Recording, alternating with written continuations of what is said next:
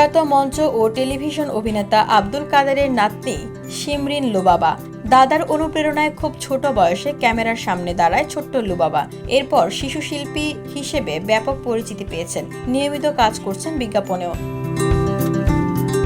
যদিও মাঝে মধ্যেই নানা মন্তব্যকে কেন্দ্র করে সমালোচনার মুখে পড়তে হয় লুবাবাকে। সম্প্রতি অভিনেত্রী দিলারা জামানের হাত থেকে আলোকিত নারী পুরস্কার পেয়েছেন লুবাবা। সেটা জানিয়ে ফেসবুকে রিল আপলোড করেন তিনি। সেই রিলসের অডিওতে তিনি বলেন,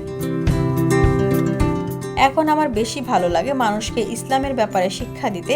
আমি নিজেও শিখছি। শিমরিন লুবাবার জন্ম সংস্কৃতি মনা পরিবারে। দাদার অনুপ্রেরণায় এসেছিলেন অভিনয়ে। শিশু শিল্পী হিসেবে কাজ করেছেন অনেক নাটকে, বিজ্ঞাপনেও দেখা গেছে তাকে। সিনেমাতেও মিষ্টি সব চরিত্রে অভিনয় করে মুগ্ধতা ছড়িয়েছেন। তবে হুট করেই যেন নিজেকে বদলে ফেলেছেন তিনি।